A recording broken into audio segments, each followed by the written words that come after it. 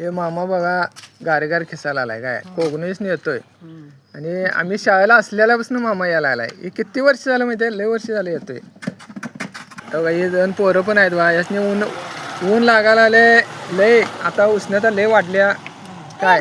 आणि उष्णता वाढल्यामुळे की नाही आता गारेगार आईस्क्रीम लस्सी पेप्सी खायची पाळी यायला लागल्या.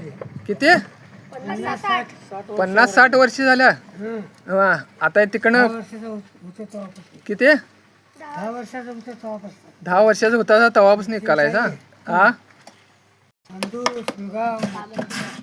वंदूर सोगाव मत्तेवडं मावशी पण निघतात ना तुमच्या. मग रोज सकाळी 10ला बाहेर पडायचं का?